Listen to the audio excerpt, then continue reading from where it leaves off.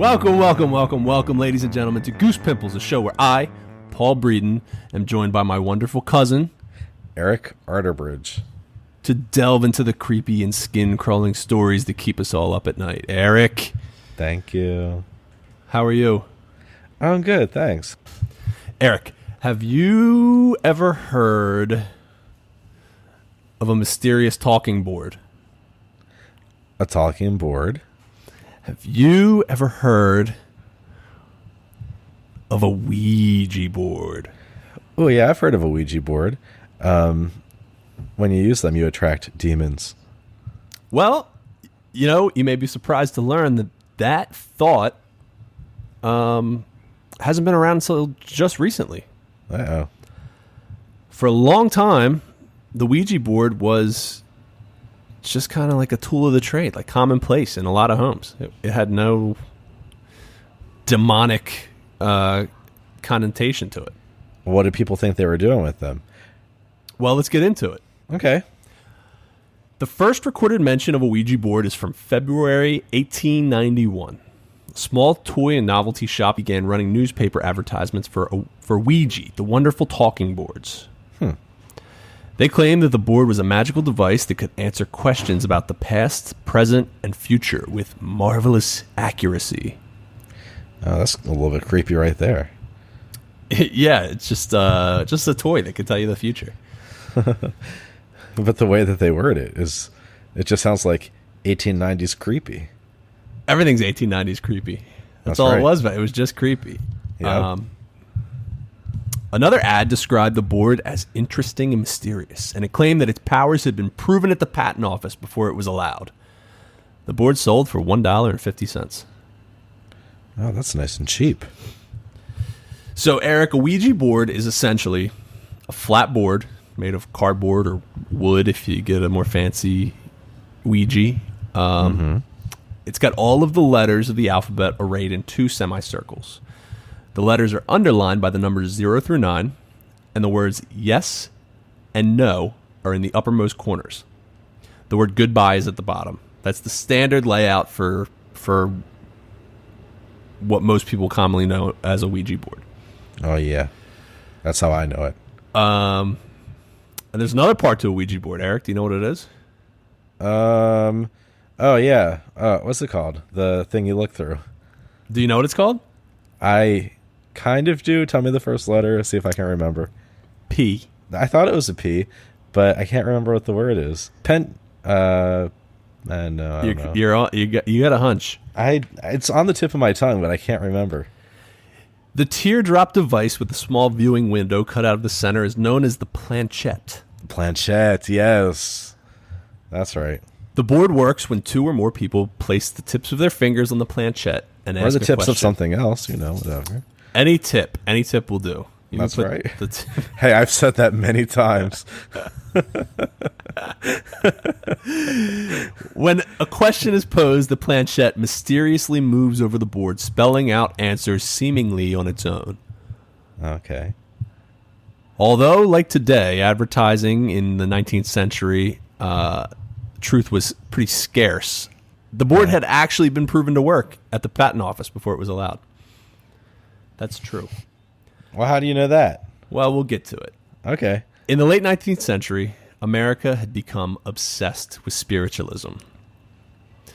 The idea that the dead were able to communicate with the living started to gain a lot of interest in the States around 1848 due to a couple of sisters called the Fox Sisters. The Fox Sisters became spiritualist celebrity when they claimed that they could receive messages from spirits. They claimed that the dead could communicate with them by rapping on the walls to answer questions. Parlor tricks. Yeah, actually, they took this show on the road and traveled across upstate New York, recreating the channelings in parlors. But it was enough. It did the trick, and it got America really heavily into spiritualism. America actually embraced spiritualism. Spiritualism was compatible with Christianity, which was huge in America. There was nothing against communicating with the dead in the Bible. In fact, if you remember, it's kind of celebrated. There's a lot of talking to the dead in the Bible. That's true. It was considered an acceptable and even wholesome activity to contact spirits at seances. People would commonly have parties where they'd attempt to contact the dead. Participants would place their hands on small tables, and when the table began to shake, everyone would declare that it was not them moving it. Mm-hmm. It's also believed that spiritualism brought a sort of solace to people in the late 19th century. This was a time where the average lifespan was less than 50.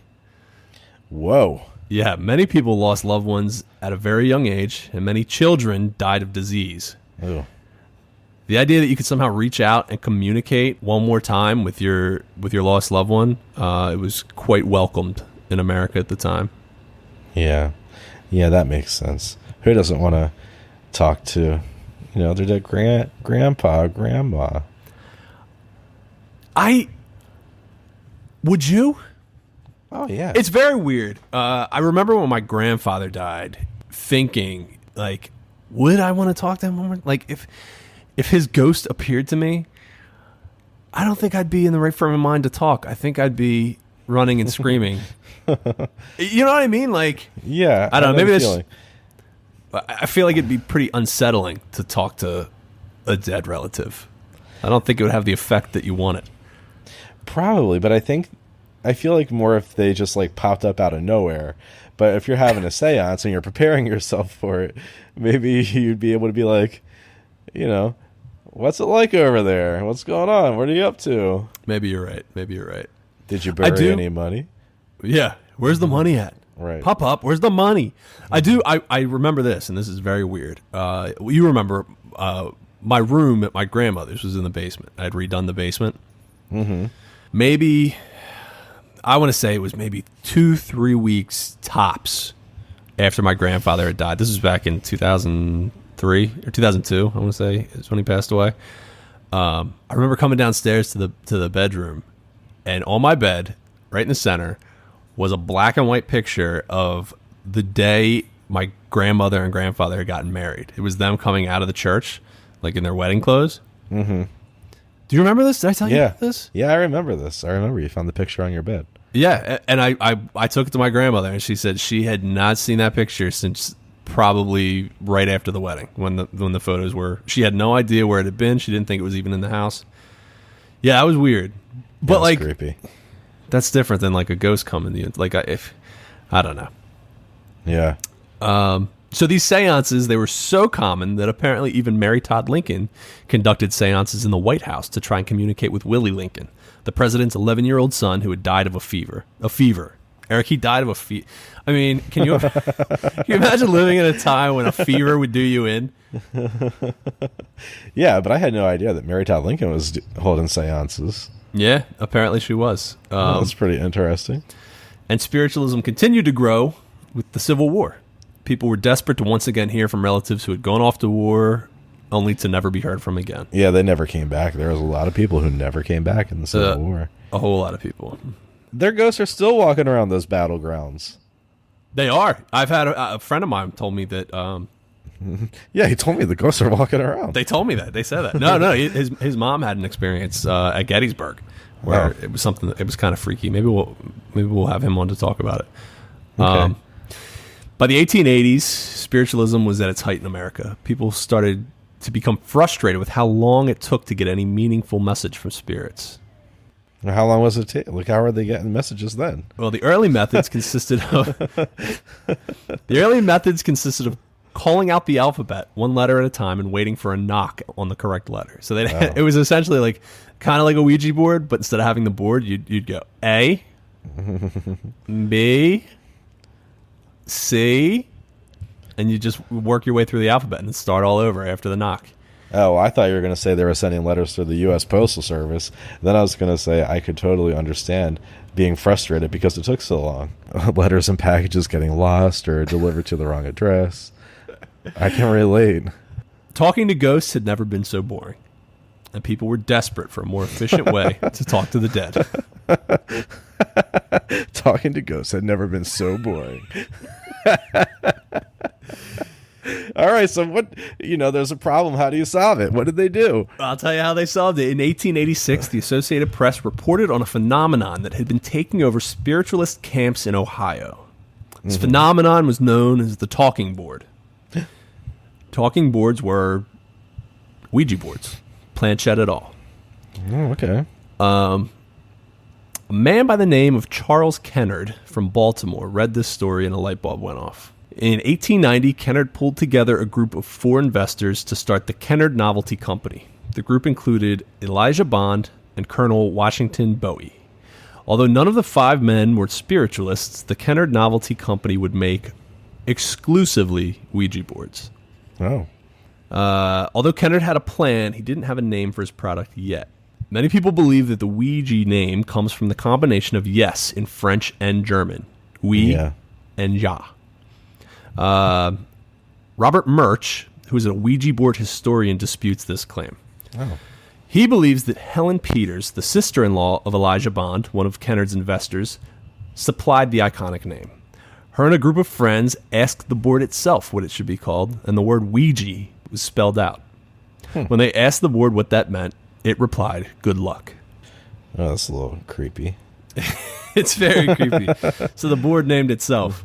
Robert Murch also learned through interviews with the descendants of the Ouija founders that the patent story was true.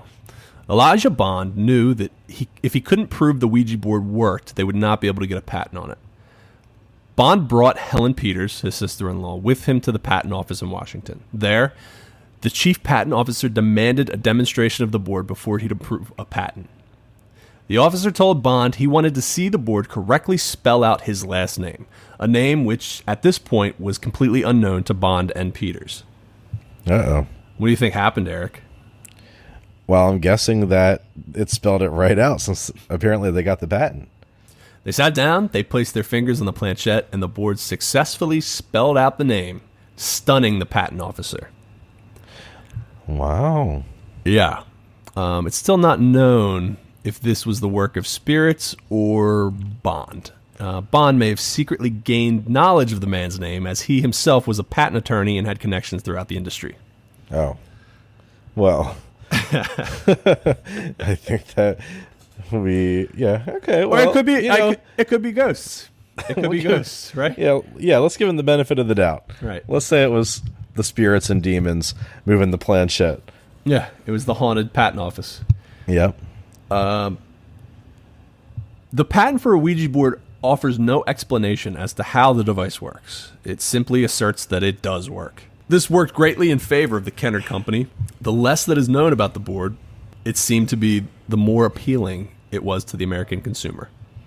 By 1892, the Kennard Novelty Group went from having 1 factory in Baltimore to 2 factories in Baltimore, 2 factories in New York, 2 factories in Chicago, and 1 factory in London.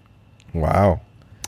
As the company grew, Colonel Washington Bowie, who was one of the investors, took a man by the name of William Fuld under his wing as a protege. Fuld joined the group on the ground floor as an employee and worked his way up the ladder as they grew. By 1893, Kennard and Bond were out, and Fuld was on top. With the blessing of Bowie, Fuld acquired exclusive licensing rights to make the board. What would follow would be a boom period for Fuld and frustration for the men who had been with the company since day one. So basically, this guy, Washington Bowie, he was the primary interest holder in the company. He had more stock than anybody else. So he kind of gave Kennard and Bond the boot and let this new up-and-coming Fuld take over. Yeah. That doesn't sound good. No. Public squabbles over who really invented the Ouija board played out in the Baltimore Sun. Rival boards were produced, but they all failed.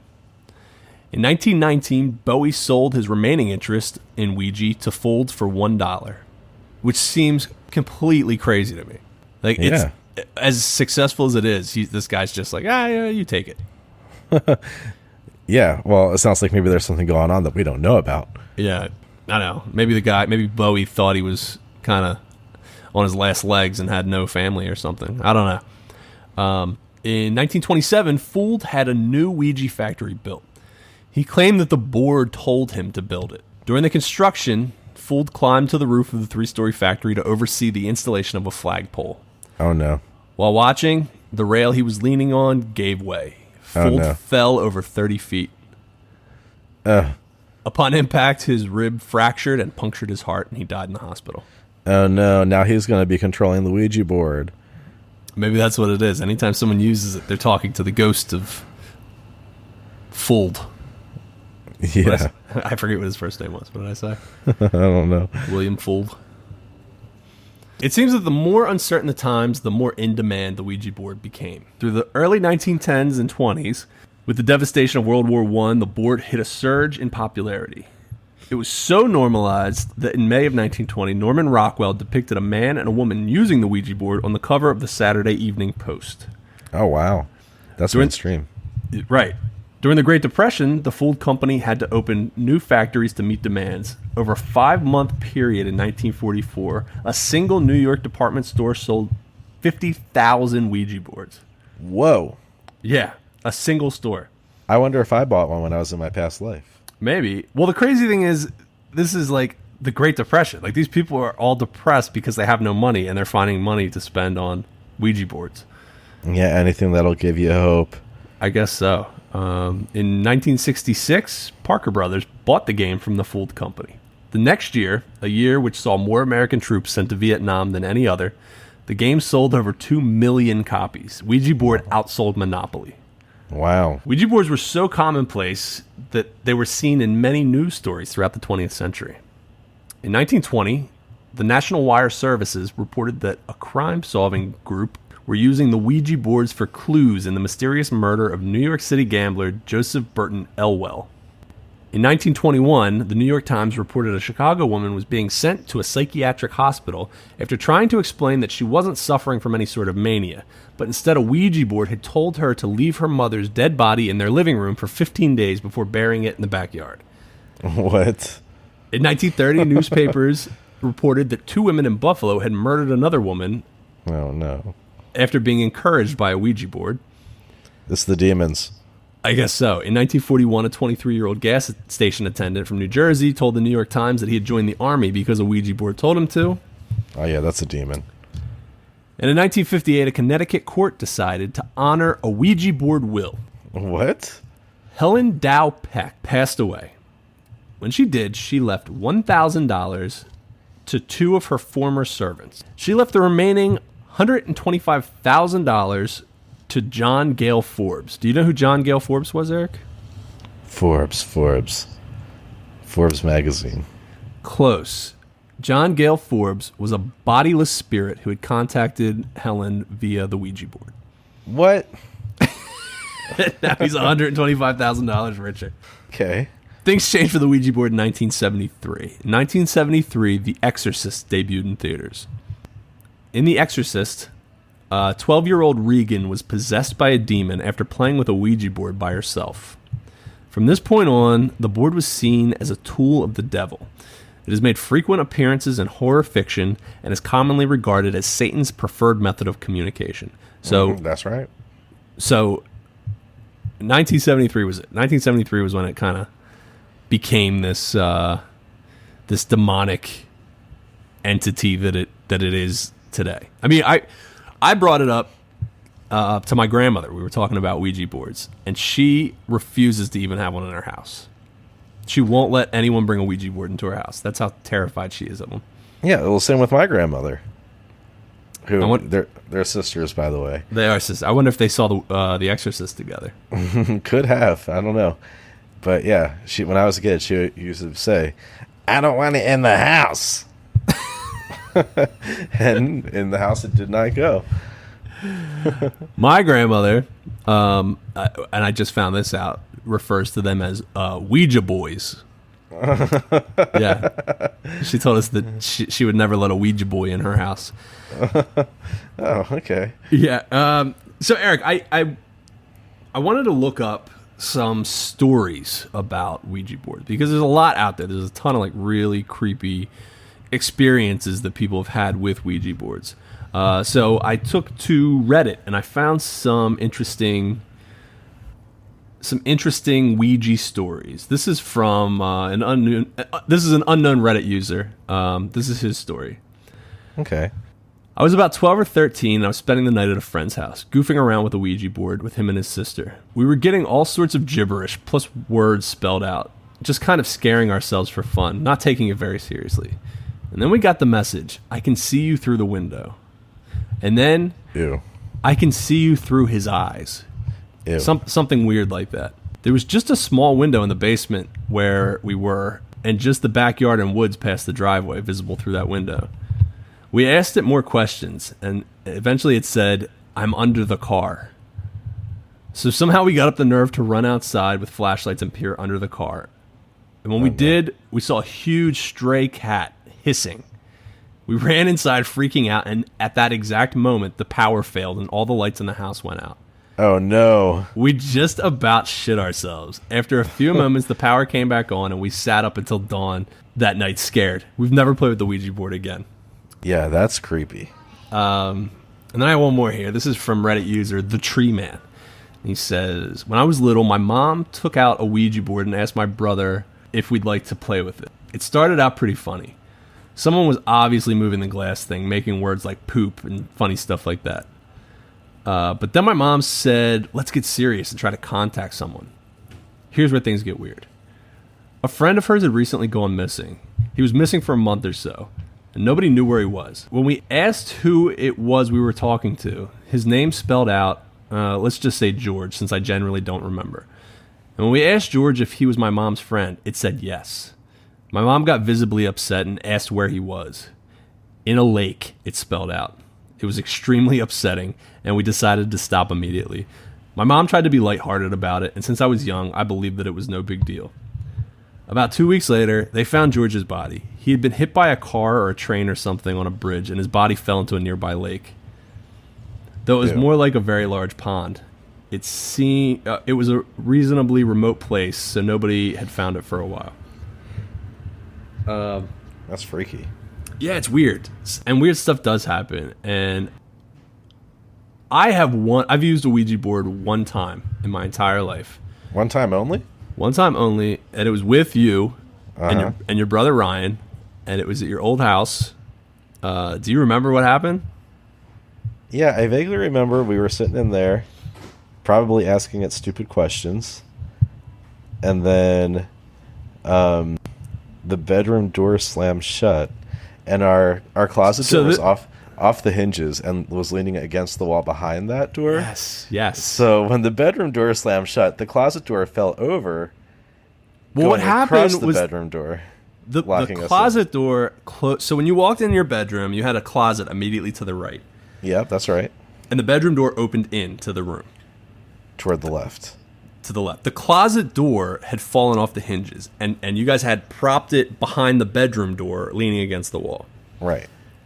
I don't remember what we asked. I don't remember what it said. I remember it started getting weird. Like, it was the same thing that I think they mentioned in one of those stories. It was just like a bunch of nonsense letters, and then we started to get real words, and we started getting really creeped out.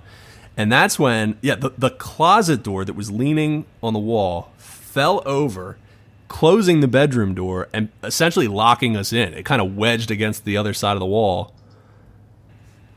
And we frantically, scurried out of there trying to get the door open. Yeah. And then do you remember your mom said that she was the one, she said, oh, no, I did that. I closed the door. I think it was your mom. She said, I was in the bathroom. I was just trying to scare you. So I shut the door. That's what it was, yeah. Yeah. Which, did she? Who knows? I don't know. How could she get her hand in there and knock the closet door over, though? I don't know. It's weird. It's creepy stuff. It's very creepy.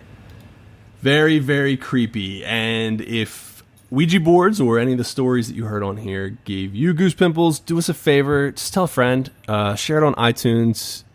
Any word of mouth helps big time because we're just getting started here. We're now on iTunes, Stitcher, and Google Play Store. And we'd also like to share your ghost stories or your alien stories or your Ouija board stories. So if you have a creepy story that you want shared on the show or you want us to talk about, email it to us at goosepimple.podcast@gmail.com or share it on Twitter using the hashtag Pimplecast. Eric. Yes? I'll see you next time. Okay. See you later, Gator. Bye.